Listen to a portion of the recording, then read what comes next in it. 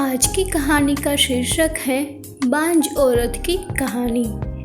आज रानी जल्द ही उठ गई क्योंकि आज का दिन उसके लिए बहुत महत्वपूर्ण था।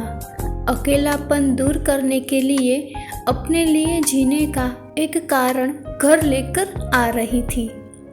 देखा जाए तो बहुत खुश भी थी और थोड़ी सी नाराज़ भी थी क्योंकि पिछले 7 साल की यादें उसे रात भर सोने नहीं देती थी और अब स्वस्थ बैठने भी नहीं देती थी। चाय का कप लेकर वह गैलरी में आकर बैठी और गुजरा हुआ कल उसके आंखों के सामने आने लगा। बेटा, तुम्हें ऐसे नहीं जाना चाहिए था।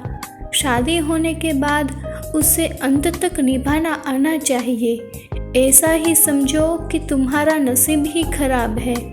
कोई क्या करेगा? अगर माँ बन सकती तो बात ही अलग होती। मैं माँ नहीं बन सकती, इसमें मेरी क्या गलती है? यह सब मेरे हाथों में है। क्या मैं माँ नहीं बन सकती मतलब मैं इंसान नहीं हूँ क्या? मेरी कोई फीलिंग्स नहीं है क्या? मिनट मिनट में मेरा अपमान करने वाले, मेरा जीना मुश्किल करने वाले लोगों के साथ मैं ज़िंदगी कैसे बिताऊं? वह जो कहेंगे वह सुनना। रानी और माँ की यह सब बातें चालू थी तब पापा आए। ये देखो बेटा, मैं तो एक कपड़े की दुकान पर काम करता था। अभी उम्र हो गई है तो कोई काम भी नहीं देता है। और तुम्हारा भाई हर्षल तो परदेश में अपने गृहस्थी में मग्न हो गया है। तुम कहती हो तो मैं तुम्हारे ससुराल वालों से बोलता हूँ, पर तुम अपने ससुराल वापस चली जाओ ऐसा मुझे लगता है। नहीं पापा, कुछ भी हो जाए मैं उस घर में वापस नहीं जाऊँगी। वहाँ पर मुझे घुटन सी होती है। वहाँ मिलने वाला अपमान, बेइज्जती से मैं थक चुकी हूँ। शादी के पहले मैं मेरे पैरों पर खड़ा रहना चाहती थी, पर मेरा ग्रेजुएशन होते ही आपने मेरी शादी करवा दी। तभी मैंने आपके दबाव में आकर शादी की, पर अभी जब मुझे आपके सहारे की ज़रूरत है तो आप पीछे हट रहे हो। शादी के बाद लड़की ससुराल में ही शोभा बढ़ती है। मायके में 4 दिन ही रहना अच्छा लगता है रानी। लोग क्या बोलेंगे? शादी मतलब कोई खेल नहीं है बेटा। पापा गुस्से में ही बोल रहे थे। उस घर वापस जाना अब मुमकिन नहीं है पापा। मैं आने के पहले से ही डिवोर्स पेपर पर सिग्नेचर करके आई थी क्योंकि उन लोगों को सिर्फ मुझसे बच्चा चाहिए था जो मैं उन्हें नहीं दे सकती। अरे, इतना बड़ा निर्णय लेने से पहले हमें एक बार पूछना तो चाहिए था ना। जन्मदाता है हम तुम्हारे। पापा, शादी होने के बाद मैं आपको बताती थी और माँ को भी कि कैसे छल होता है मेरे साथ वहाँ पर। 2 साल में कभी मुझे मेरे मन मुताबिक रहने नहीं दिया। जब मेरी रिपोर्ट आई और समझा कि मैं कभी माँ नहीं बन सकती तो वैसे ही उन लोगों ने मुझे अपने असली रंग दिखाने चालू कर दिए। कैसे रहूँगी मैं ऐसे वातावरण में? और इस सब से भागकर अपनी ज़िंदगी ख़त्म करने वालों में से तो मैं नहीं थी। यह देखो बेटा, हर्षल ने दिए हुए पैसों से ही मेरा और तुम्हारे माँ का जैसे तैसे खर्चा चलता है। उसमें तुम्हारा खर्चा उठाना थोड़ा सा कठिन होगा। डिवोर्स पेपर पर सही करने से पहले इन सब का विचार मैंने किया था। मेरे पास के सोने के गहने लेकर मैं आई हूँ और एजुकेशन लोन निकाल कर मैं 6 महीनों का एक कोर्स करने वाली हूँ जिसकी आज मार्केट में बहुत ज़रूरत है। उसके बाद मुझे अच्छी कंपनी में नौकरी मिल सकती है। मैं आपके ऊपर आर्थिक बोझ नहीं डालूंगी पापा। मुझे जीवन जीना है, संघर्ष करूंगी और कमाऊंगी। विश्वास कीजिए मेरा। सब लोग क्या बोलेंगे बेटा? क्या जवाब दोगी तुम उन्हें? माँ आंखों का पानी छुपाते हुए बोली। माँ बोलती थी कि वक्त आया तो सच क्या है बोल देना चाहिए। जब मुझे ससुराल में जानवरों के जैसा बर्ताव हो रहा था तब वहाँ गए थे यह लोग।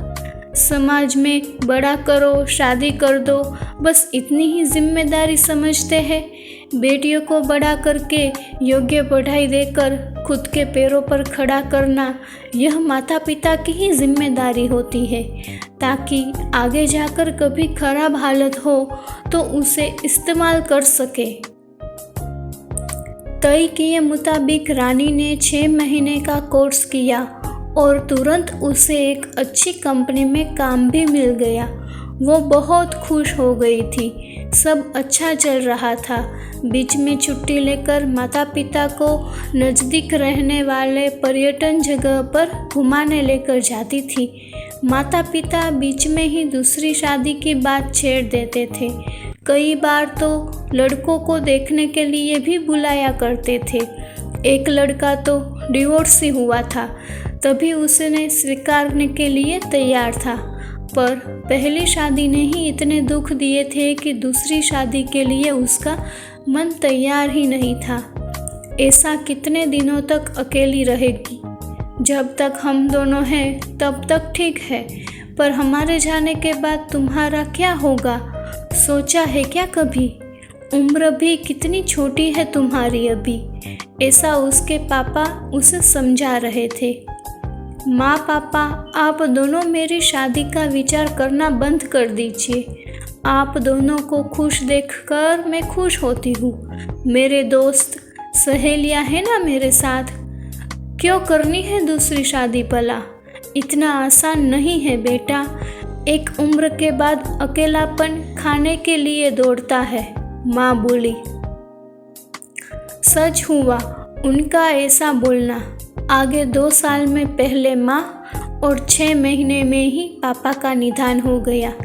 रानी अब अकेली हो गई। हर्षल भाई और उसकी पत्नी आए और साथ में चले बोलकर औपचारिकता की, पर मुझे उनके साथ जाकर वापस बोझ नहीं बनना था। मदद के वक्त मेरे हाथ खड़े रहे, इतना बोलकर मैंने उनको जवाब दिया। ऑफिस का काम और बहुत सारे दोस्त, सभी लोगों की शादी हो गई थी और वह अपने अपने गृहस्थी में मग्न हो गए थे। जीने के लिए कोई लक्ष्य मिल ही नहीं रहा था उसे। छुट्टी के दिन ऐसे ही एक मैगजीन पढ़ते समय उसे सिंगल मॉम पर एक बात पढ़ने को मिली और उसे जीने का उद्देश्य मिला।